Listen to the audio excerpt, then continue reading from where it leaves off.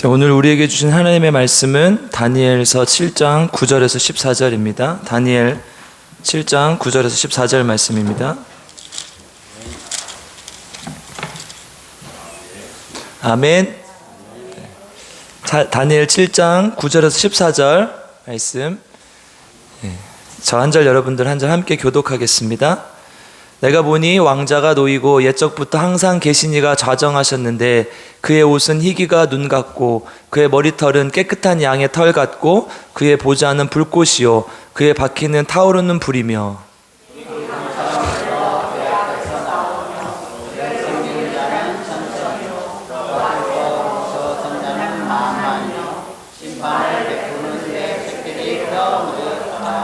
그때 내가 작은 뿔이 말하는 큰 목소리로 말미암아 주목하여 보는 사이에 짐승이 죽임을 당하고 그의 시체가 상한 바 되어 타오르는 불에 던져졌으며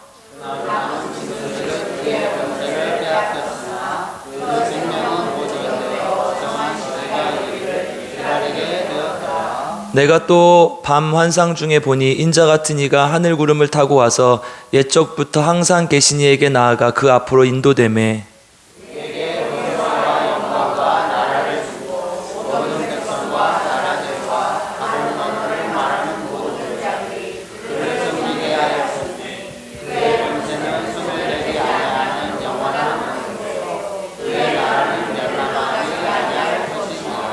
아멘. 네, 오늘도 하나님의 말씀을 통해 우리 모두에게 은혜가 있기를 주님의 이름으로 축복합니다. 제가 이거 반출 하나 풀러도 되겠습니까? 네. 예의가 없어서 그런 게 아니라 살이 쪄가지고. 네. 우리 옆 사람이랑 인사해. 저 8년째 다이어트 중인데 그대로예요.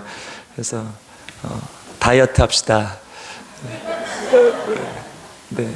신앙의 다이어트를 필요 없는 거 싹 필요 없는데 이거. 그렇죠?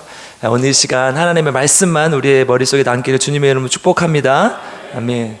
오늘 다니엘서인데요. 제가 지금 성경의 개관에 대해서 설교를 하고 있으니까 창세기는 이런 얘기를 하고 있고 또 출애굽기는 이런 얘기를 하고 있고 또 민수기, 신명기, 여호수아는 이런 얘기를 하고 있다. 그래서 쭉 여기까지 왔어요. 다니엘까지 왔어요. 그러니까 우리가 거의 구약을 거의 다 본 거죠? 괜찮아요. 괜찮아. 제가 계속 목회를 할 거니까 제가 다른 데로 가기를 원하면 계속 정확하게 기억해야 돼요. 그건 한 번만 듣고 말 거니까. 근데 제가 여러 번 해야 되니까 기억 못 하셔도 돼요. 이제 먼저 우리가 이렇게 부분을 살펴보기 전에 이 성경이 정말 우리에게 말하고 있는 게 뭔가 이걸 한번 보자는 거예요. 그래서 다니엘 이제 왔는데요. 이제 이걸로 대예언서가 끝나요. 대예언서는 훌륭한 예언자라서 대예언자라고 부르는 게 아니라 분량에 따라서 12장 이상 되는 걸 지금 대예언서로 분류를 했고 다음 주부터는 이제 소예언서를 들어가게 되는데요. 시간 순서에 맞춰서 성경이 이렇게 배열을 하지 않았고 분량에 따라서 배열을 했어요. 그러니까 우리가 좀 헷갈려요. 그래서 설명이 필요한 거고 제가 필요한 거죠. 다니엘 하면 우리가 떠오르는 이미지가 뭔가. 그래서 다니엘이 진짜 말하고 하는 것이 뭔가를 우리가 한번 생각해 보자는 거예요. 다니엘이라고 하면은 제일 먼저 떠오르는 게 뭐예요? 사자굴. 그래서 막 나도 동물원에 가서 사자굴 한번 들어가 봐야지. 그러면 큰일 나요. 내일부터 우리 못 보는 거예요. 그러면 사자굴 또 뭐예요? 풀무불. 사드락, 메삭, 아벳느고 이런 사람들 떠오르죠? 근데 이제 사드락, 메삭, 아벳느고는 사실 바벨론식 이름이죠. 히브리식 이름은 하나냐, 미사엘, 아사랴 이렇게 되죠. 그래서 하나님께서 이제 이 다니엘을 통해서 했던 사건들을 우리가 이렇게 좀 뭔가 파편적으로 기억을 하고 있는데 그걸 한번 엮어서 오늘 정말 다니엘이 뭐라고 하는지 한번 살펴보겠습니다.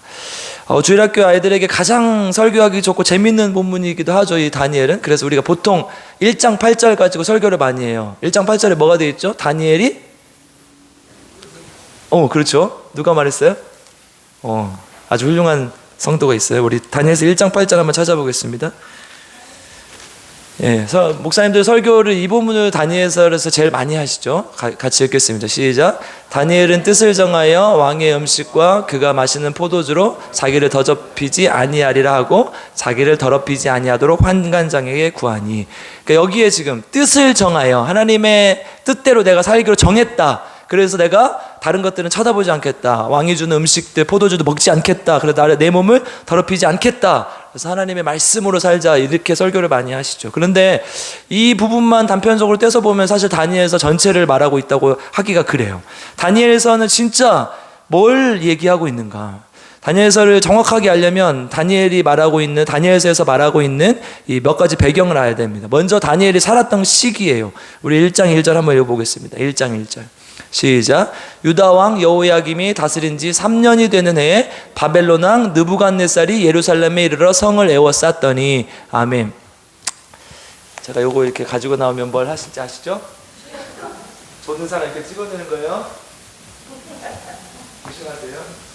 이거 보시면 바벨론 제국이 이렇게 쭉 이어져요. 그래서 요 정도, 여기 보시면 이제 고레스 왕이 보이시죠? 여기 작게 있어요. 여기 이제 바벨론이 멸망하고 페르시아가 나타난 거예요. 근데 이제 이때 유다의 왕들이 이렇게 나오는 거죠. 여기 보면 이제 바벨론이 멸망할 때 여기 누구 있습니까? 시드기야 왕, 유다의 마지막 왕이었어요. 근데 지금 여기 여호야김, 엘리야김이라고 나온 본문도 있어요. 여기에 609년에 무슨 일이 일어나요? 제가 조금 이따 얘기를 해드릴게요. 609년에 어떤 큰 전쟁이 일어나고요. 605년에 다니엘과 친구들이 어떻게 해요? 1차 포로로 잡혀가요. 그래서 바벨론의 느부갓네살 왕때죠. 그래서 두 번째 포로도 597년에 느부갓네살 왕때, 마지막 3차 포로 느부갓네살 왕때, 유다가 완전히 멸망하게 되죠. 요때가 지금 다니엘이 처음에 잡혀가요. 그래서 70년 동안 포로 생활하다가 여기서 죽어요. 고레스 이제 페르시아가 다스리는 그때 딱 죽어요. 그러니까 다니엘은 완전히 완벽하게 포로 생활만 한 거예요. 여기에서 잡혀가가지고 포로 생활만 하는 거예요. 우리가 다니엘 말고 굉장히 비극적인 선지자가 하나 있었죠. 그때 여기 우리가 에레미야는 유다가 아주 힘들었을 때, 멸망을 시작했을 때부터 쭉 그걸 보고 모든 포로의 과정을 다 봐요. 왜냐하면 에레미야는 예루살렘에 남아있었기 때문에. 다니엘이 잡혀가니까 그 성전이 파괴되고 이런 거 못 보거든요. 환상으로 나중에 되지. 그런데 에레미야는 그걸 다 봤잖아요. 그에 못지않게 좀 비참한, 봐요. 저 아기도 울잖아요. 너무 비참하니까. 다니엘도 그렇단 말이죠. 그래서 이걸 그냥 지도까지 보고 갈게요. 여기에 보면 이제 그때 당시에 이제 이스라엘 유다가 이 힘들 수밖에 없는 게 뭐냐면 제국의 형태들이 나타나요. 원래 처음에 어떤 제국이 나타나요? 아수르. 우리 세계사에서 아시리아를 기록하는데 아수르가 이제 거의 609년에 멸망하는데 그때 이 전쟁이 일어나는데 아수르가 애국을 끌어들여요. 왜냐하면 여기서 나타난 바벨론을 견제하기 위해서. 바벨론이 이렇게 와서 아수르를 치려고 하는데 아수르가 애국왕을 끌어들여서 여기서 전투가 일어나요. 이게 세계사에서 아주 중요한 갈그미스라는 전투예요. 이때 이제 609년에 여기서 누가 죽냐? 여기를 이제 가려고 하는데 여기서 애국을 막아서는 왕이 하나 있어요. 우리 잘 아는 요시야왕이 되게 선왕이었는데 여기서 막다가 무기교에서 전사하죠. 그런데 거기서 이제 막으려고 했는데 못 막고 결국은 여기에서 죽어요. 여기로 애국이 가요. 근데 애국과 바벨론이 크게 충돌하고 결국은 여기에서 이 아시리아가 망하고 이제 서로 이득 없이 돌아가요. 근데 그냥 돌아가면 좋은데 이제 바벨론의 느부갓네살 왕이 열받아요. 그래가지고 여기를 예루살렘 들려서 뭘 하냐? 다 파괴시키는 거야. 너희들 내 말 안 들었지. 아까 요시야는 그나마 내 말 들어가지고 애국을 막았었는데 너희들 계속 바벨론 편을 들었지. 그러면서 바벨론 왕이 화가 나서 다시는 너희들 그렇게 하면 안 돼. 애국 편 들지 마. 애국에 붙으면 너희들 망할 거야. 나한테부터. 그래서 여기에서 포로로 잡아. 다니엘과 친구. 그때부터 포로가 이제 시작되는 거죠. 이게 이제 이 다니엘서의 배경이 되는 거예요. 그러니까 아까 BC 609년에 갈그미스라는 전투가 일어나는데 바벨론과 애굽의 이 싸움에서 결국 애굽과 바벨론 아무 소득 없이 가지만 바벨론이 화풀이를 해서 이 이스라엘 백성들 잡아가 버린 거예요. 그때 다니엘이 잡혀가는 거죠. 그래서 이사야서 36장 6절 한번 찾아보겠습니다. 이사야서 36장 6절. 이때부터 계속 선지자들이 이 얘기를 해요. 이사야 36장 6절 한번 찾아보겠습니다. 시작. 보라, 내가 애굽을 믿는도다. 그것은 상한 갈대 지팡이와 같은 것이라. 사람이 그것을 의지하면 손이 찔리르니 애굽 왕 바로는 그를 모으는 모든 자에게 이와 같으리라. 아멘. 애굽을 의지하지 말라는 거예요. 지금 이사야가 이스라엘 백성들한테 외치는 건 애굽을 의지하면 안 되나. 그것은 상한 갈대 지팡이다. 하나님을 의지해야 된다. 그리고 예레미야 27장 6절에서 9절 한번 찾아보겠습니다. 예레미야 27장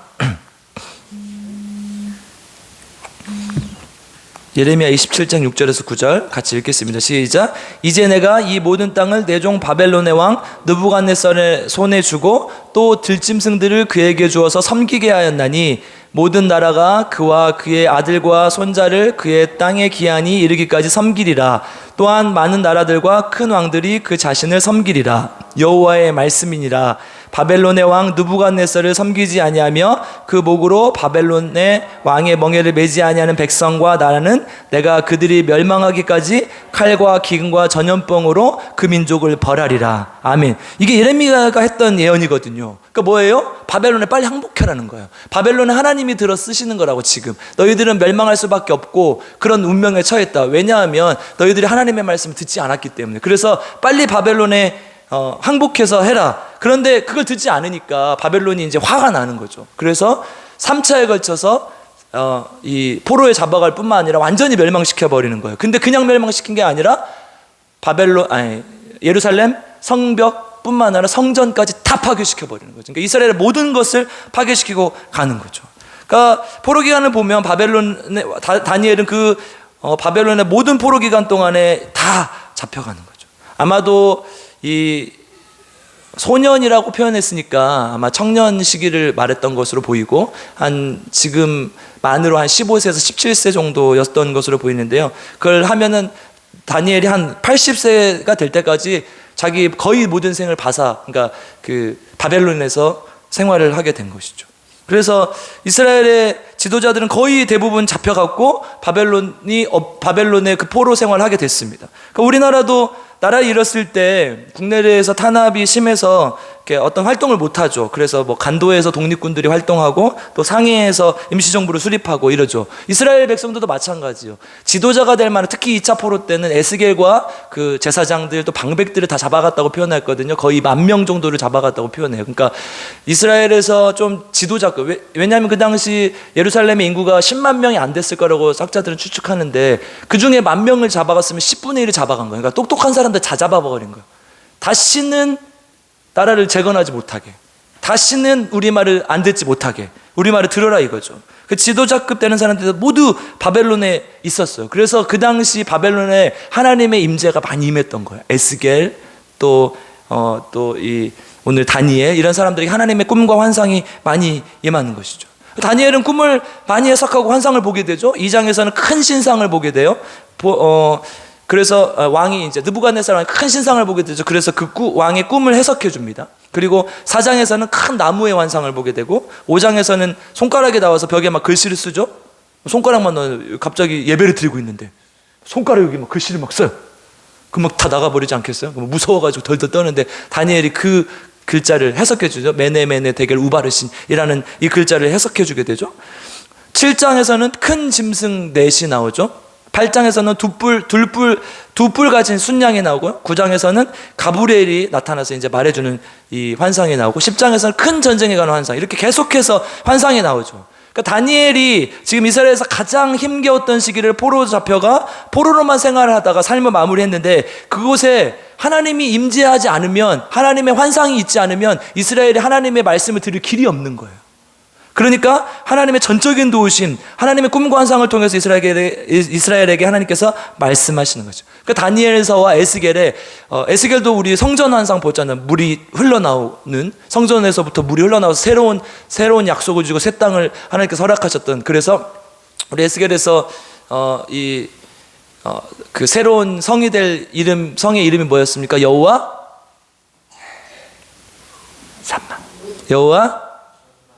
얌마 말고 삼마.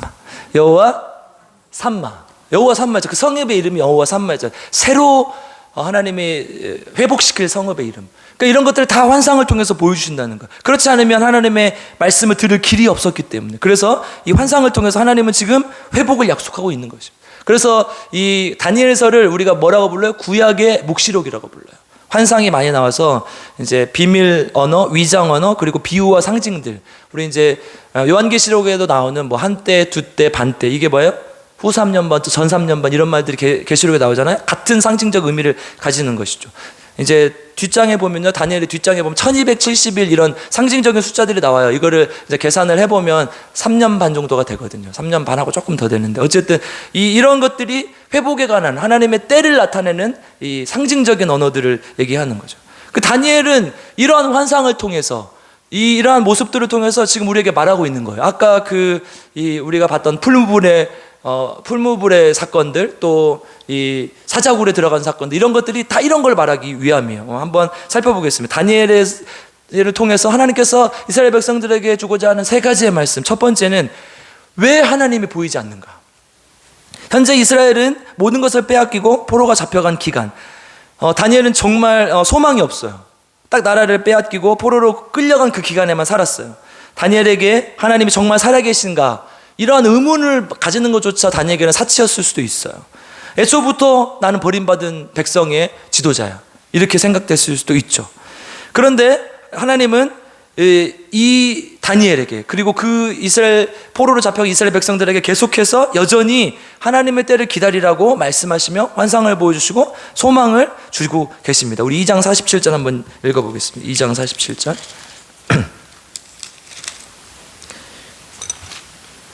2장 47절 같이 읽겠습니다. 시작. 대답하여 다니엘에게 이르되 너희 하나님은 참으로 모든 신들의 신이시요 온 왕의 주제시로다.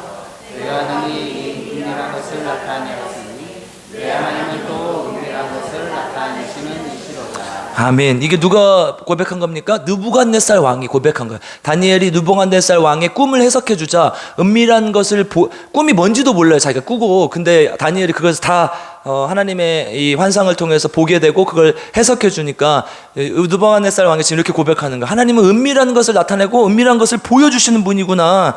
그리고 다니엘에게 절을 합니다. 우리 이 46절도 한번 읽어볼게요. 46절 시작. 예.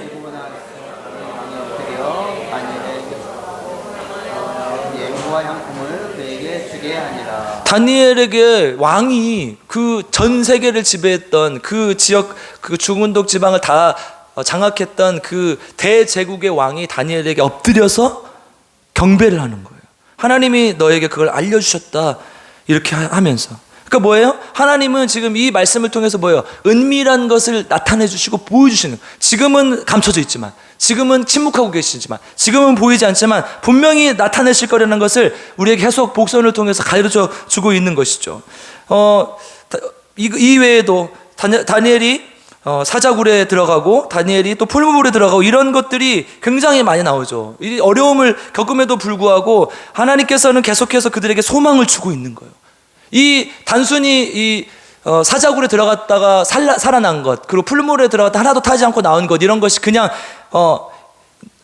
하나님의 기적을 맛봤다, 이런 수준이 아니라는 거예요. 하나님의 이 기적을 왜 나타내 주는 것이냐, 왜 하나님께서 이것을 보여주신 거냐, 아무 소망이 없는 그 시대, 아무것도 이룰 수 없는 그 시대에 하나님께서 아직도 살아계신다는 소망을 주시고 계속해서 그 은밀한 것을 보여주실 것이라는 그 기대감을 심어주고 있다는 것이죠. 아멘. 그래서 하나님은 지금 비록 이 침묵하시지만, 하나님은 우리에게 반드시 그 침묵의 기간을 통해 배우게 하시고 뭔가를 알게 하시고 하게 하신다는 거예요. 여러분, 하나님께서 침묵하시는 이유는 뭡니까?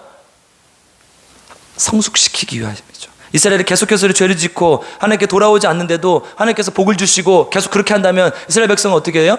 절대 깨닫지 못해요. 여러분, 자녀가 슈퍼에 가서 이 과자를 하나 훔쳤어요. 과자를 하나 훔쳤어요. 그러면 어떻게 해야 돼요? 걸렸어요. 어떻게 해야 돼요? 잘했어. 다음부터 안 그러면 돼. 그럼 어떻게 해요? 다음에 또 그래요. 제가 여러분 앞에 부끄러운 과거를 하나 고백해야겠는데, 자, 어렸을 때 이제 견물생심이라고 너무 배가 고파서 이제 새우깡을 하나 사 먹으러 갔어요. 8번 슈퍼. 지금도 기억나요. 여기는 서문 슈퍼 있죠? 과자 사 먹으러 많이 갔죠? 그래서 8번 슈퍼, 우리 학교 앞에, 우리 수지초등학교 지금 중화요리 짜장면집 있는 그 자리, 새우깡을 사 먹으러 갔는데 아저씨가 없는 거예요. 그 다리를 저는 환파리 아저씨, 우리 그렇게 불렀는데, 근데 그 갑자기 욕심이 생겨가지고 이 가방을 메고 있었는데 하나를 뒤에다 넣었어요. 새우깡 하나를. 그리고 하나를 집었어요. 이제 하나만 살려고 하는데 아저씨가 좀 얘가 이상해. 그러니까 야, 너 이렇게 해봐. 그러는 거예요. 큰일 났다. 이거 어떻게 하면 좋지? 그럼 과자가 여기 조그마한 책가방으로 이렇게 가린다고 가려져, 안 가려져요? 안 가려지겠죠. 보일 거예요. 100% 보일 거예요. 근데 아저씨가 이러더니 한 개 감만 받고 가라는 거예요. 저는 그때 하나님을 봤어요. 저렇게 무서웠던 그 한파리 아저씨가, 저렇게 평소에 아이들에게 그렇게 엄격했던 한파리 아저씨가 저렇게 인자한 분이었다니, 제가 그 뒤로 다시는 그런 짓을 안 해요. 아멘? 하나님, 이런 거는 우리가 만약에 잘못을 했을 때 그냥 내버려 두면 어떻게 돼요? 잘했다 그러면 다음에 또 그러거든요. 그래서 저는 그때 완전히 막 망치로 머리를 얻어먹으면서 다시는 이런 짓을 하면, 왜냐면 그 순간, 그 짧은 한 20초 사이에 천국과 지옥을 왔다 갔다 했거든요, 제가. 그러니까 그 뒤로는 절대 그래요. 하나님이 지금 우리에게 침묵하시는 이유는 돌아오길 바라는 거예요. 하나님이 우리에게 가만히 내어주시는 이유는 하나님께서 우리가 돌이키길 바라는 거예요. 여러분, 만약에 하나님이 진짜 내가 뭔가 죄를 지었는데 잘했다, 칭찬하고 좋아라 하면 어떻게 되는 거예요? 그거는 망하는 거예요. 망하라고 이렇게 떠미는 거예요. 모세의 인생이 그렇지 않았습니까? 3단계로 나누면 우리 120살을 살았는데요, 40년은 이집트의 왕자를 살았어요. 40년은 광야에서 도망자의 삶을 살았어요. 40년은 출애굽의 지도자로서의 삶을 살았어요. 근데 이 보면은 마지막 40년을 쓰시기 위해 몇 년을 준비시킨 거예요? 80년을 준비시킨 거예요. 80년을. 그리고 조금 더 세분화하면 40년을 광야에서 침묵시키고 숙성시키신 거예요. 그게 하나님의 침묵이라는 거예요. 여러분, 세상에서 제일 맛있는 음식이 뭐예요? 김치예요, 김치. 저는 그래요. 동의 안 하시면 라면이 제일 맛있다고 생각하시는 분. 여기 한 분 계시고, 고기 2분 계시고, 같은 분이었어요. 고기 먹고 라면 먹어. 김치 엄청 좋아하시고 계세요. 오늘 저녁에 비 오니까 그렇게 드세요. 김치가 맛있잖아요. 우리 되게 김치가 맛있는 이유는 뭐예요? 처음에 김치를 담그면 그냥 먹어야 돼요. 김치찌개 끓이면 맛이 없어요. 그렇죠? 처음에 담았을 때 다른 거 해도 맛이 없어요. 볶아도 맛이 없고. 그런데 김치가 숙성이 돼요. 그러면 많이 만들 수 있어요. 돼지고기를 많이 썰어 넣으면 김치찌개가 정말 맛있어져요. 이 생각만 하다가 설교를 안 들어요. 오늘 저녁에 가서 뭐 먹지? 부침개를 썰어서 이렇게 오징어 꼭 넣어야 돼요. 김치 부침개 오징어 넣으면 김치 부침개 아니에요. 4,000원짜리 하나 넣어야 돼요. 그 다음에 김치 볶음밥 뭐 넣어야 돼요? 스팸을 꼭 넣어야 돼요. 알았죠? 동의를 안 하세요? 그냥 기름만 넣고 볶아도 맛있죠. 김치가 왜 맛있는 거예요? 숙성되니까 맛있는 거예요. 숙성되니까. 하나님은 지금 이스라엘을 기다리고 있는 거예요. 계속해서 연단하고 단련하는 거죠. 다니엘서 12장 10절 이거 정확하게 말씀하고 있습니다. 12장 10절 보겠습니다.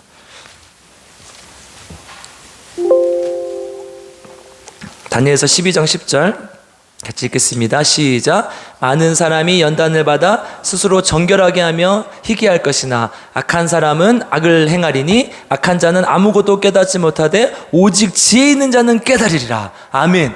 많은 사람이 뭘 받아요? 연단을 받아. 이게 지금 숙성하고 있는 과정이라는 거예요. 정결하게 하고. 우리를 하나님께서 침묵하시는 이유는 뭐예요? 연단을 시키시고 정결하게 하기 위해서. 여러분, 그 쇠를 계속 단련하는 이유는 뭐예요? 재련하는 거잖아요. 그 안에 있는 불순물을 싹 빼고 정말 강하게 하기 위함 아닙니까? 이거예요. 우리를 계속해서 시련을 주시고 또 때로는 침묵하시는 이유는 뭐냐? 우리를 깨끗하게 불순물을 빼고 정결하게 하시기 위해서. 그 과정에서 내 불순물이 나오거든요. 저는 이 평생 환파리 아저씨를 잊지 못해요. 내 안에 있던 그 견물생심의 마음, 다시는 그 마음을 품지 말아야지. 아버지 주머니에서 500원 한 번씩 뺐는데 다시는 빼지 말아야지. 우리 형님은 안 뺐어요. 저보다 착했어요. 안 빼셨죠? 네, 저는 뺐어요. 솔직하게.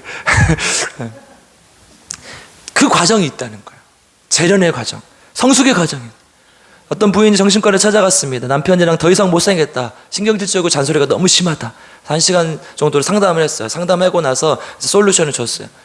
이 사람에게 어떤 치료를 줄까 하다가 산골에 있는 기도원, 이제 기독교인이라는 사실을 알게 됐고, 자기도 기독교인이었기 때문에 어제 산골에 기도원에 신비한 샘이 있다. 거기 가서 물통에다가 이 신비한 샘 한 통을 받아라. 그리고 남편이 이렇게 죄송해요, 지읒 리을을 할 때마다 그 물을 이렇게, 무엇인지 아시죠? 네, 아무튼 그거예요. 네, 물을 한 모금, 그 신비한 물을 먹고 기도를 해라. 그럼 남편이 변화될 것이다. 그때부터 남편이 지읒 리을을 할 때마다 물을 마시고, 그 신비한 물을 마시고 기도를 했어요. 하나님, 어떻게 됐을까요? 남편이 변화되죠. 왜? 이제 너무 신기한 거야. 남편이 변화돼. 이 신비한 물이 영험하구나. 그러면서 이제 의사를 찾아갔어요. 당신 덕분에 남편이 변화됐습니다. 그래서 우리 사이가 많이 좋아졌습니다. 뭐라고 했겠어요? 당신이 그 신비한 그 물이 신비한 물이 아니라 당신이 그 물을 먹고 침묵했기 때문이다. 그러니까 남편한테 안 달라들고, 남편이 무슨 말을 해도 말을 안 한 거예요. 여러분, 이게 답이라는 거예요. 하나님은 우리에게 침묵하시는 이유는 우리를 숙성시키고 성숙시키기 위함입니다. 마가복음 15장 34절, 마태복음 27장에도 있지만 예수님께서 십자가상에서 뭐라고 합니까? 엘리 엘리 라마 사박다니, 나의 하나님 어찌하여 나를 버리셨나이까. 이렇게 하면서 그 누구에게도 원망하고 불평하지 않고 하나님 앞에 계속해서 침묵으로 나아가요. 그리고 어떻게 해요? 인류를 구원하셨어요. 예수님의 침묵은, 하나님의 침묵은 생명을 살리는 침묵인 거예요. 혹시나 우리가 삶 속에서 어려움이 있어요. 때로는 부족함이 있어요. 때로는 하나님 정말 이 문제만큼 응답해 줬으면 좋겠어요. 내가 정말 미워하는 사람이 있어요. 저 사람만큼 좀 다리 몽댕이가 분지러져서 하루쯤, 한 일주일쯤 직장에 안 나왔으면 좋겠어요. 그런 거 응답하세요? 응답 안 하세요? 안 하시죠. 왜 그런 거예요? 하나님의 침묵은 왜 그런 거예요? 우리를 숙성시키기 위해. 그 어느 순간에도 하나님은 우리와 함께 가신다는 사실을 잊지 마시기 바랍니다. 이게 임마누엘이라 하나님 아닙니까? 다니엘에서는 지금 이 얘기를 하고 있는 거예요. 하나님이 지금 침묵하고 있지만 나는 비록 태어날 때 15살 정도부터 이 바벨론에 잡혀와가지고 포로의 삶을 살고 있지만 하나님이 나를 통해서 하나님의 환상을 보여주시고 하나님의 말씀을 하시는 것은 분명히 이유가 있고 뜻이 있다. 여러분, 나를 가정으로 보내신 이유가 있어요. 나를 정말 내 이 남편만 안 만났으면, 내 이 부인만 안 만났으면 내가 좀 더 행복하게 살 수 있었을 텐데, 아니요, 하나님 분명히 그분에게 우리를 붙여주신 게 맞아요. 저도 고민을 해요. 하나님께서 왜 나를 남원으로 보내셨을까? 하나님께서 왜 나를 이 교회로 보내셨을까? 자, 잘해주셔야 돼요. 그래서 어디 가버리면 안 되잖아요. 가버릴까요? 네. 고민을 한단 말이에요. 저도 하나님께서 왜 나 이곳에 보내셨을까? 그리고 이곳에 보내신 이유를 하나님께서 알려주실 때까지 침묵하면서 기다리면서 나 스스로 성숙해 나가는 거예요. 저도 목사가 되어가는 거예요. 처음에 목사 한수 딱 받고 나서 바로 목사, 나는 인격적으로 100%의 목사, 이런 사람이 어디 있어요. 저도 조금씩 목사가 되어가는 거죠. 그래서 하나님께서 원하시는 모습으로 만들어져 갖고, 교회도 마찬가지 아닙니까? 우리 교회가 지금 부족하지만, 적지만 하나님께서 우리를 보내셨고 우리를 들어 쓰셔서 하나님께서 이 교회를 정말 아름답게 빚어가는 모습이 상상이 안 되세요? 그 기간 동안 때로는 하나님이 침묵하시는 것 같고, 왜 우리 교회는 이 모양이야, 이런 생각이 들 때도 있겠지만, 그럼에도 불구하고 하나님은 우리에게 분명히 알려주시거나 하는 것이 있고 우리를 지금 재련시키고 있다는 거예요. 그렇게 성숙한 하나님의 침묵에 응답하는 우리 필그림교 성도님들 되시길 주님의 이름으로 축복합니다. 두 번째, 모든 역사의, 이 다니엘서를 통해서 말씀하시는 것 두 번째, 모든 역사의 주관자는 하나님이시다. 그럼 다니엘서는 시간으로 순서대로 기록되어 있지 않아요. 4장까지는 느부갓네살 왕, 5장에서는 벨사살 왕, 6장에서는 다리오 왕, 7장 다시 벨사살 왕, 8장에서는 벨사살 왕 3년에 이렇게 기록해요. 9장에서는 다리오 왕, 10장에서는 고레스 왕, 11장에서는 다시 다리오 왕. 제가 왜 이렇게 잘할까요? 5장 한번 보세요. 5장 1절 한번 보세요. 다니엘에서 5장 1절. 같이 읽겠습니다. 다니엘에서 5장 1절 시작. 벨사살 왕이 그의 귀족 1000명을 위하여. 스톱. 여기 다 나와 있잖아요. 그래서 제가 잘 알았던 거예요. 첫 절에 보시면 어떤 때 뭘 얘기하셨는지 다 나와 있어요. 느부갓네살 원래 벨사살 왕, 그 다음에 페르시아 바사의 시대로 넘어가서 다리오 왕 이렇게 가야 되는데 느부갓네살, 벨사살, 다리오, 다시 벨사살, 다시 다리오 이런 식으로 간단 말이에요. 그러니까 막 순서대로 정한 게 아니라 자기에게 특별히 더 감명 깊었던 이 사건들을 생각날 때마다 이렇게 기록한 거예요. 그러니까 이 시간 순서가 아니라 이 하나님께서 말씀을 주시는 대로 기록한 것이고 또 하나님께서 영감 주시는 대로 기록한 것이라는 거죠. 이 시대가 어떤 시대인데 이런 왕들이 이렇게 계속해서 왕들이 나타났다. 이걸 얘기를 하는 거죠. 이 왕들이 이런 조서를 내렸고 이런 명령을 내렸다. 이 얘기를 하는 거예요. 그럼 두 개만 찾아볼게요. 3장 5절에서 6절.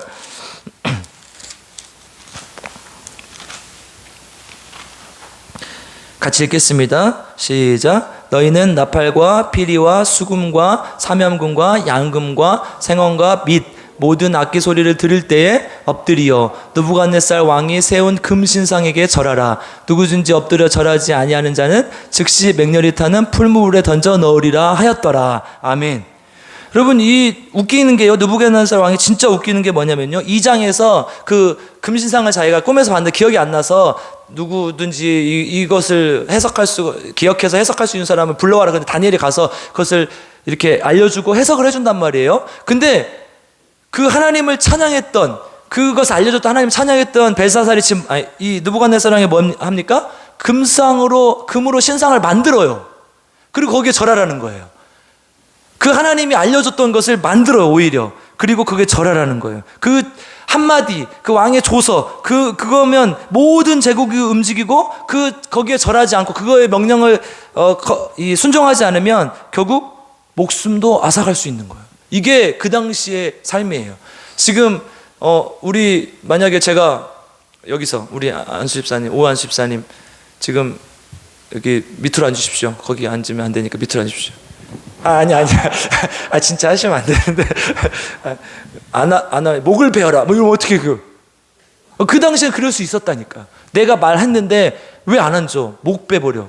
이렇게 할 수 있었던 시대예요. 그러니까 왕이 한마디면 모든 게 다 가능했던 시대야. 6장 8절에서 9절도 한번 읽어보겠습니다. 6장 8절에서 9절. 같이 읽겠습니다. 6장 8절에서 9절 시작. 그런즉 왕이여 원하건대 금령을 세우시고 그 조서에 왕의 도장을 찍어 메대와 바사에 고치지 아니하는 규례를 따라 그것을 다시 고치지 못하게 하옵소서 하매 이에 다리오 왕이 조서에 왕의 도장을 찍어 금령을 내니라. 아멘. 이게 뭐냐면 다른 신에게 절하지 말라는 금령을 내리는 거예요. 그래서 이걸 어겼던 다니엘이 어떻게 됩니까? 사자굴에 들어가잖아요. 이 얘기예요. 그러니까 한마디면 끝나는 거예요. 그런데 하나님 어떻게 하셨어요? 3장 26절, 아까 첫 번째 사건에서 그 느부갓네살이 금신상에 절하라고 했는데 절하지 않아서 어떻게 했어요? 풀무불에 넣었죠. 어떻게 됐습니까? 우리가 잘 아는 구절 3장 26절 27절 한번 찾아보겠습니다. 3장 26절 27절.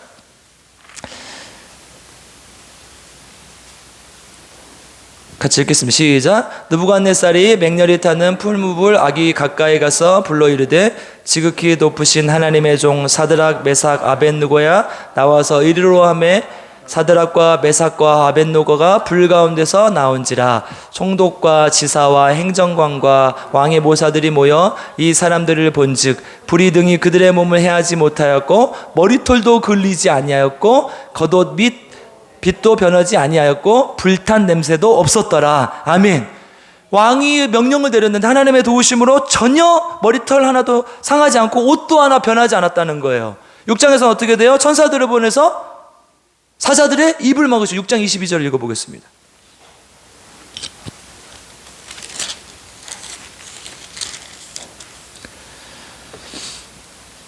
그러니까 다리오 왕이 조서를 내려서 다른 신에게 절하지 말라 했는데 절을 했어요. 그래서 어떻게 돼요? 시작. 나의 하나님이 이미 그의 천사를 보내어 사자들의 입을 봉하셨으므로 사자들이 나를 상해하지 못하였사오니 이는 나의 무죄함이 그 앞에 명백함이오며 또 왕이여 나는 왕에게도 해를 끼치지 아니하나이다 하니라. 아멘. 머리털 하나도 그르지 않게 하셨고 사자가 내 조금도 상하게 않게 하신 거예요. 어떻게 해요? 다니엘이 어떻게 고백합니까? 2장 느부갓네살이 고백한 거 2장 47절 한번 읽어보겠습니다. 2장 47절. 아까 읽었던 구절이에요. 같이 읽겠습니다. 시작. 왕이 대답하여 다니엘에게 이르되 너희 하나님은 참으로 모든 신들의 신이시오 모든 왕들의 주제시로다. 내가 등이 이 은밀한 것을 나타내었으니 내 하나님은 또 은밀한 것을 나타내시는 이시로다. 아멘. 6장 26절에서 27절에서는 또 다리오 왕의 고백이 나옵니다. 비슷한 고백이 나와요. 그러니까 뭡니까? 하나님의 다스리심, 하나님이 이 땅의 주인임을 고백하고 있는 거예요. 그러니까 여러분 지금 이스라엘 백성 다니엘을 통해서 또 다니엘과 새 친구들을 통해서 하나님이 사자굴에 넣고 또 풀물에 넣었던 이 사건은 그냥 하나님의 기적을 나타내는 게 아니라 하나님 이 땅을 다스리시는 만유의 주이심을 나타내는 거예요. 그 땅을 다스리는 왕은 그 당시에 아까 바벨론, 이 전 세계를 다스리는 바벨론의 왕이 느부갓네살이 아니다. 그 한마디만 떨어지면 모든 것을 할 수 있었던 바벨론의 왕이 느부갓네살 왕이 이 땅의 주인이 아니다. 누가 주인이라는 거예요? 하나님이 주인이라는 거예요. 그럼 다니엘의 뜻이 무엇인지 아십니까? 다니엘의 뜻은요, 하나님이 심판하신다는 뜻이에요. 이름이 이 다니엘의 모든 내용을 말해주고 있어요. 사자굴 사건, 풀부분 사건, 이 모든 것이 나타내는 것은 결국 하나님의 주권이에요. 하나님이 다스리신다. 지금 비록 바벨론이 최고 센 것 같지만 결국 이 다음 환상을 통해서 두 뿔 가진 짐승, 헬라를 나타내는 거죠. 그리고 10뿔 가진 짐승 뭐예요? 로마를 나타내는 거죠. 그 나라들이 나와서 다 멸망할 것이다. 멸망시킬 것이고 그 나라들도 결국 멸망할 것이다. 인간의 역사에 흥망성쇠는 반드시 있다. 그런데 그 모든 역사를 주관하시는 분 누구시다? 하나님이시다. 이걸 말하고 있는 거예요. 여러분 우리 삶도 마찬가지예요. 이 순간에 보면요, 그러니까 점에서 보면요, 점으로 보면 그 시점에서 보면요 하나님 안 계신 것 같아요.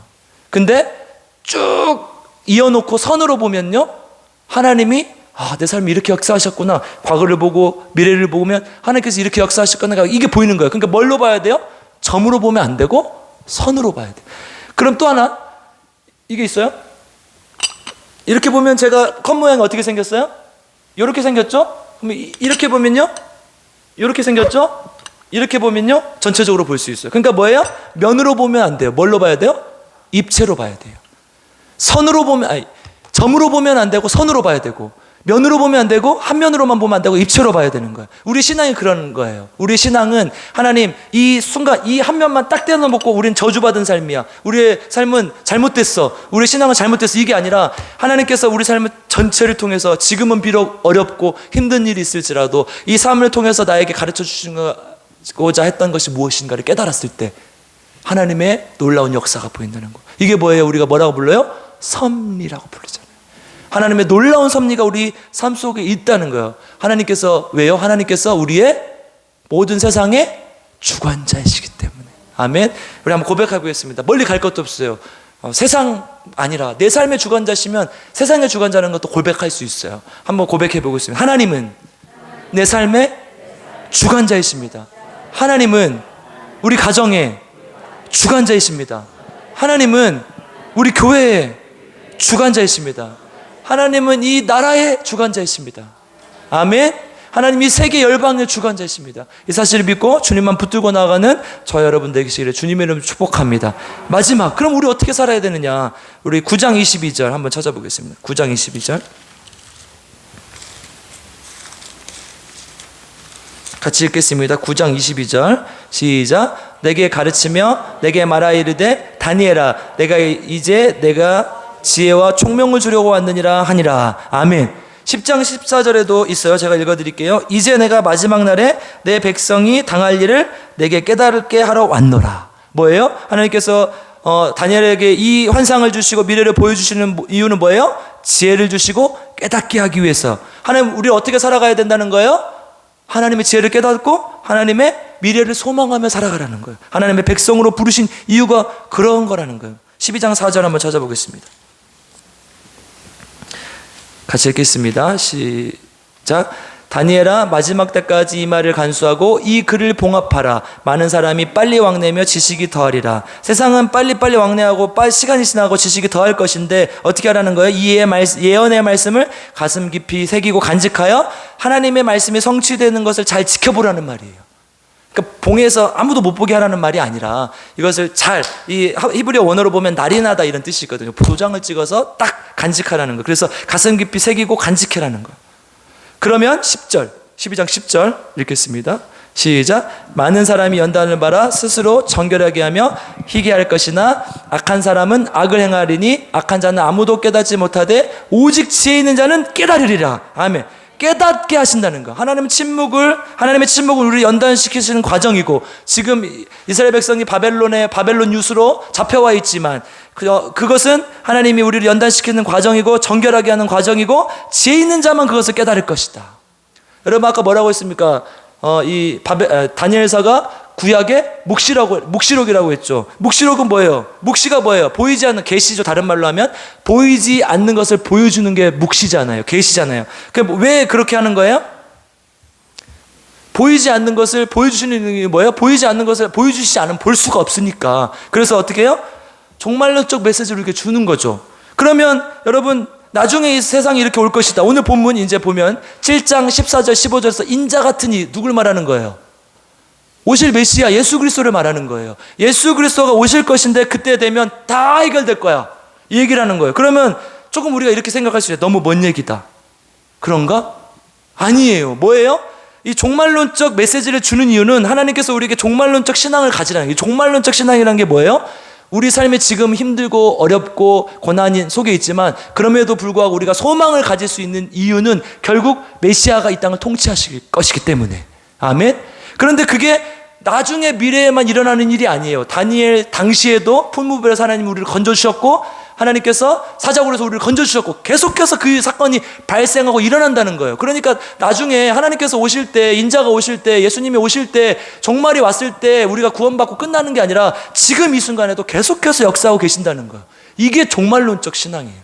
여러분 종말론적 신앙을 가지라는 얘기는요, 나중에 하나님께서 오실 것이니까 지금 현실은 시궁창 같아서 참자 이게 아니라 하나님께서 내 삶 속에서 날마다 역사하실 것을 믿고 지금 삶이 비록 힘들고 어려울지라도 때로는 시궁창 같을지라도 하나님께 내 모든 삶을 맡길 때 하나님께서 그때그때 우리에게 하나님의 놀라운 역사를 이루실 거라는 것을 믿는 것, 이게 종말론적 신앙이라는 거예요. 아멘. 그래서요 종말론적 신앙이라는 것은 정의를 해봤어요. 뭐냐? 현실에 뿌리 박은 소망이에요. 현실이 없을 수가 없어요. 우리가 나중만 바라보고 어떻게 살아갑니까? 현실이 진짜 시궁창 같은데. 현실이 하나님 앞에 하나님 맡기고 그 현실이 하나님 안에서 내 응답을 받고 그리고 그 나중에 있을 그 미래를 소망하며 사는 것, 이게 진짜 종말론적 신앙이라는 거예요. 아멘. 여러분 이거는 어느 책에 봐도 없어요. 제가 만든 말이기 때문에. 이 말 쓰시려면 로열티 주고 쓰세요. 네. 뭐예요? 한번 따라해 봅시다. 현실에 뿌리 박은 소망. 우리 현실이 비록 힘들지라도 하나님께 계속해서 응답받으며 미래에 대한 소망을 가지고 사는 것, 이게 하나님께서 우리에게 주신 약속이라는 거예요. 그래서 마지막 12장 3절의 말씀을 주십니다. 같이 읽겠습니다. 시작. 지혜 있는 자는 궁창의 빛과 같이 빛날 것이요 많은 사람을 옳은 대로 돌아오게 한 자는 별과 같이 영원토록 빛나리라. 아멘. 이게 종말론적 신앙을 가진 사람의 자세예요. 하나님께서 나를 왜 가정으로 보내셨을까? 하나님께서 나를 왜 직장으로 보내셨을까? 하나님께서 나를 왜 학교로 보내셨을까? 하나님께서 나를 왜 교회로 보내셨을까? 그걸 생각하면서 많은 사람을 옳은 대로 돌아오게 하는 일을 하며 하나님께 별과 같이 빛과 같이 빛나는 삶, 이게 종말론적 신앙을 가진 사람의 삶이라는 거예요. 하나님의 주권을 인정하는 사람의 삶이라는 거예요. 그렇게 살아가는 우리 필그림교 성도님들 되시길 주님의 이름으로 축복합니다. 기도하겠습니다. 하나님 감사합니다. 하나님 우리가 다니엘서를 보며 비록 이스라엘 백성들이 나라를 잃고 또 다니엘은 나라를 잃은 상황 속에서 포로로 잡혀갔지만 하나님 그 속에서 하나님의 살아계심을 보며 또 미래에 대한 소망을 가지고 하나님께 나아가는 것을 봅니다. 하나님께서 환상을 보여주시고 하나님께서 계시를 보여주심을 통해서 하나님 정말 살아계시구나, 그날을 소망하며 사람들에게 또 이스라엘 백성들에게 그 소망을 전하며 살아가는 것을 봅니다. 하나님, 우리 삶이 그렇습니다. 때로는 힘들고 어렵고 시궁창 같을지라도 하나님 앞에 내 삶을 맡기고 정금과 같은 신앙, 연단받는 신앙 될 수 있도록 주님께서 인도하여 주시옵소서. 정말 현실에 뿌리 박은 소망을 가지고 살아가는 종말론적 신앙을 가지는 우리 필그림교 성도님들 될 수 있도록 주님 인도하여 주시옵소서. 감사드리며 우리 구주 예수 그리스도의 이름으로 기도드립니다. 아멘. 네, 비전이라는 찬양이 그런 찬양이에요. 하나님, 나중에 내가 천국 가서 하나님 앞에 앉는 게 아니라 지금 여기 하나님 보좌 앞에 앉은 거예요, 우리가. 그게 비전이에요, 여러분. 보이지 않는 걸 보는 게 비전이에요. 내가 나중에 뭐가 돼야겠다, 이게 비전이 아니라 하나님께 우리에게 보여주시는 것이 비전이라는 거예요. 그 마음으로 혹시나 현실에 힘듦이 있다면 그 하나님께 내려놓으시고 그 마음으로 이 찬양 함께 찬양하겠습니다.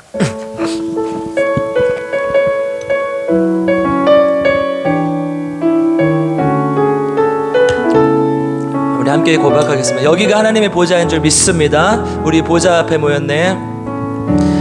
우리 보좌 앞에 모였네. 함께 주를 찬양하며 하나님의 사랑 그 아들 주셨네. 그의 피로 우리 구원받았네. 십자가에서 쏟으신 그 사랑 강같이 온 땅에 흘러 강가라와 조소 백성 방언에서 구원받고 주 경배드리 구원하심이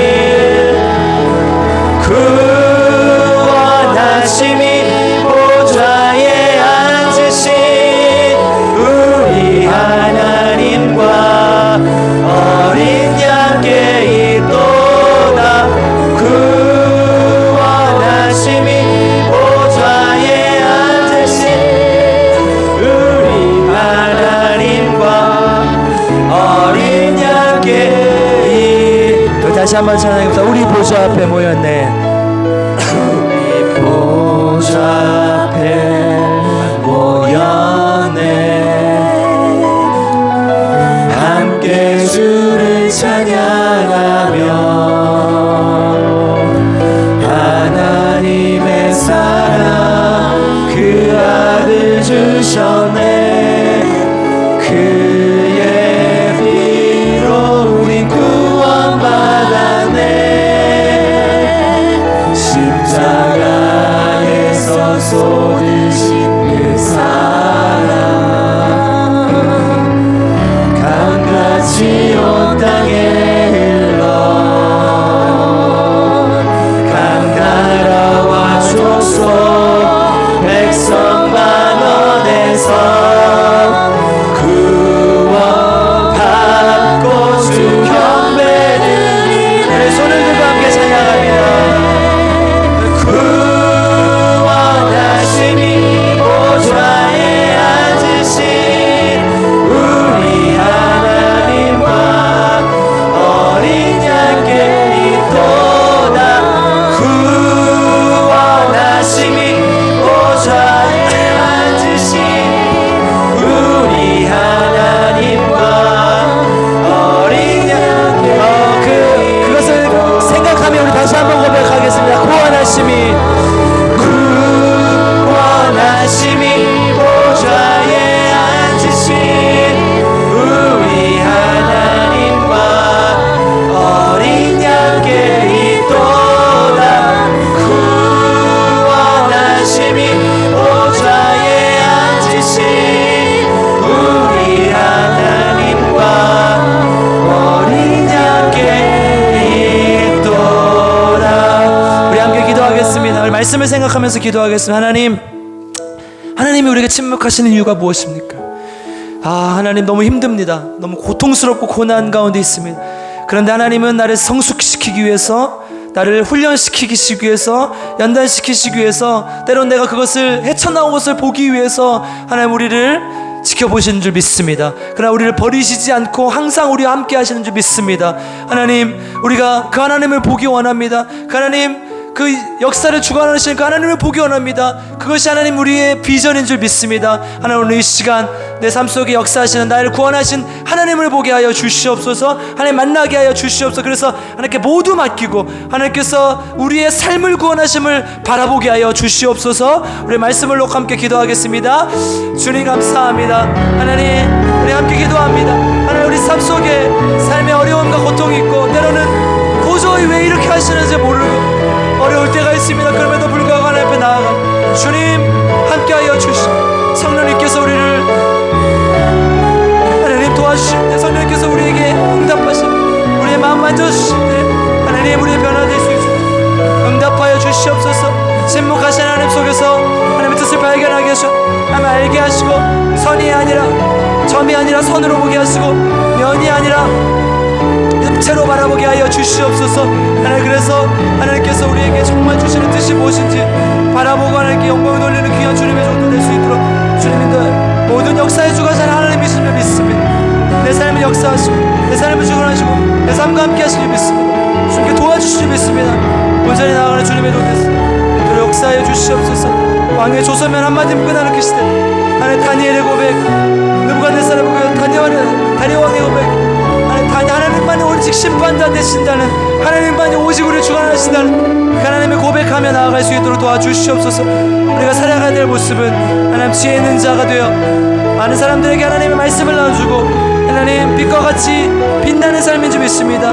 지혜 있는 자가 되어 하나님 많은 사람 옳은 대로 돌아오게 하는 삶을 살 수 있도록 주님께서 인도하시고 함께하여 주시옵소서. 주여 하나님 함께하시고 합니다. 주님 인도하여 주시옵소서. 그래서 다시 한번 기도할 때 하나님 지혜 있는 자가 되게 도와주시옵소서. 하나님 말씀 깨닫게 하시고 궁창의 빛과 같이 빛나는 자, 많은 사람 옳은 대로 돌아오게 하는 자, 별과 같이 빛나는 자가 될 수 있도록 주님 인도하여 주시옵소서. 또한 아버지 하나님 함께 기도할 때에 우리 환우들을 위해서 기도하겠습니다. 하나님께 침묵하시는 일을 알 수 없지만 하나님 우리 기다립니다. 우리 믿음이 성숙해지길 기다리며 우리의 기도가 성숙해지길 기다리며 하나님의 뜻을 기다립니다. 우리 김희자 사모님 하나님 세워주시고 이렇게 세워주시고 하나님 이 자리로 인도하여 주셔서 함께 하나님의 나라를 만들어갈 수 있도록 도와주시옵소서. 또는 아버지 하나님 암에 걸려서 또 수술하신 분들, 수술하실 분들, 우리 김복순 집사님, 또 우리 김영식 성도님 기억하여 주시고 깨끗하게 치유받고 하나님 만날 수 있도록 주님 인도하여 주시옵소서. 우리 함께 말씀을 놓고 또 우리 환우들을 위해서 함께 기도하겠습니다. 함께 기도합니다. 주님 감사합니다. 하나님 우리 지혜 있는 자가 되어 하나님께 돌아오게 하여 주시옵소서. 많은 사람 하나님께 돌아오게 하여 하나님의 옳은 대로 이끌 수 있는 하나님의 백성들을, 죄악 가운데 있는 그들을 하나님의 백성으로 이끌 수 있는 자들 될 수 있도록 주님 인도하시고 함께하여 주시고 하나님의 역사를 나타내는 하나님의 종들 되게 하시고 능력을 나타내는 종들 되게 하시고 하나님께 나아가는 귀한 주님의 자녀들 될 수 있도록 주여 아버지 하나님 도와주시고 인도하여 주시오. 주님 감사합니다. 주님 붙들어 주시오. 특별히 하나님 환우들을 위해서 기도하며 사모님 하나님께서 침묵하신 이유는 알 수 없지만 하나님 우리 침묵에 반응하지 않게 하시고 그 침묵에 실망하지 않게 하시고 하나님 붙들고 나아가게 해주시고 주여 하나님 고쳐주시고 아버지 하나님 우리의 성숙되는 과정, 우리 기도가 성숙되는 과정, 우리의 간구가 성숙되어가는 줄 믿습니다. 주여 하나님 도와주시고 인도해 주시오. 김현식 성도님, 김희자 사모님, 또 우리 아버지 김복순 집사님 기억하여 주시고 믿음이 성장하게 하여 주시옵소서. 하나님 영광 돌리는 귀한 주님의 자녀 되소서. 주여 도와주시옵소서. 아버지 그들을 고쳐주시오. 그 과정에서 하나님 더 의지하게 하시고 하나님 만나게 하시고 하나님 영광 돌리는 귀한 주님의 자녀들 될 수 있도록 주님 인도하시고 함께하여 주시옵소서. 우리 알 수 없지만 하나님의 뜻을 기대합니다. 하나님의 뜻을 소망합니다. 주님 붙들어 주시고 인도하여 주시고 함께하여 주시옵소서. 주님 감사합니다. 주여 붙들어 주시옵소서. 하나님 감사합니다. 우리를 하나님의 자녀로 불러주시고 또 함께 말씀을 통해 또 예배를 통해 하나님께 나아가게 하심을 감사를 드립니다. 하나님 거룩한 주일 하나님 앞에 드렸사오니 이 힘을 얻어서 하나님께 귀한 힘 얻은 이 힘을 가지고 일주일 살아가게 하시고 세상에 빠져들지 않게 하시고 빛과 같이 빛나는 자, 많은 사람을 지혜롭게 인도하는 자들 될 수 있도록 주님께서 인도하시고 함께하여 주시옵소서. 감사드리며 우리 구주 예수 그리스도의 이름으로 기도드리옵나이다. 아멘. 네, 옳은 가정의 달입니다. 계속해서 하나님 주신 사랑으로 가정을 섬기고 또 회복되는 귀한 가정의 달이 되길 주님의 이름으로 축복합니다. 점심 식사 후에 12시 45분에 레바간에서 성경 공부 있습니다. 참석해 주시고 그러니까 이제 주무시지 마시고 말씀을 잘 듣길 바랍니다. 6월 6일 날 우리 집회 기간인데요.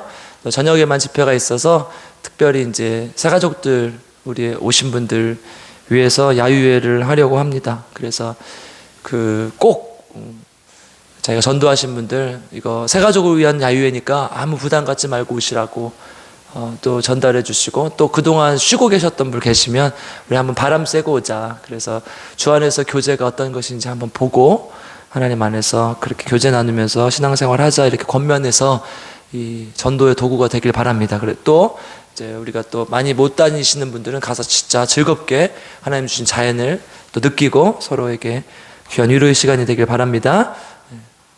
안 가실 거예요? 아멘? 네, 다 함께 가시죠? 네. 코로나 종식을 위해서 또 아프신 분들 위해서 계속해서 중보기도 부탁드리겠습니다. 함께 헌금하신 분들을 위해서 기도하고 제가 축도하고 마치겠습니다. 네, 박원하 목사님 11조 하셨고요. 허순의 한수 집사님, 강현희 집사님, 현다혜 집사님, 장정숙 전사님 11조 하셨습니다. 또 감사헌금 헌순의 한수 집사님, 또 최현식 성도님, 조정환 집사님, 강현희 집사님, 현다빈 집사님, 그리고 현다혜 집사님, 정공림 집사님, 이정희 만수 집사님, 윤원구 유진호 성도 내외, 유성지 집사님, 김수현 성도 내외, 윤순달 권사님, 하나님 우리 곁에 항상 말씀으로 임하시고 우리가 알 수 있는 마음을 주시옵소서. 장정숙 전사님, 오직 예수 그리스도의 영광을 위하여 아름답게 쓰옵소서. 김경만 한수 집사님, 주님과 함께 매일을 감사와 기쁨으로 살게 하소서. 누리게 하소서. 김학석 집사님, 주님의 이끄심대로 감사와 기쁨을 순종하며 나아가게 하소서. 박원하 목사님 들으셨습니다. 함께 기도하겠습니다. 하나님 감사합니다. 하나님께서 귀한 예물을 바치게 하시고 또 우리에게 귀한 은혜를 주심을 감사를 드립니다. 이 예물이 하나님 앞에 온전히 사용되게 하시고 이 예물을 드리는 손길이 하나님의 놀라운 축복이 임하게 하셔서 세상이 주는 축복이 아닌 하나님의 복으로 살아가는 귀한 주님의 자녀들 될 수 있도록 주님 인도하여 주시옵소서. 이제는 우리 구주 예수 그리스도의 값없는 은혜와 아버지 하나님의 놀라우신 사랑과 성령 하나님의 역사하심 도와주심이 오늘 이 자리에서 함께 예배를 드리며 하나님 앞에 다니엘서의 말씀을 깨닫고 하나님께서 침묵하시는 이유를 깨닫고 또 우리를 성숙시키기 위하심을 깨닫고 또 하나님 앞에 하나님 많은 사람을 지혜롭게 돌아오게 하게 하기 위함을 깨닫고 또 하나님께 온전한 마음을 드리기로 작정하고 돌아가는 우리 필그림교 성도님들 머리 위에 지금부터 영원토록 함께 계시기를 간절히 축원하옵나이다. 아멘.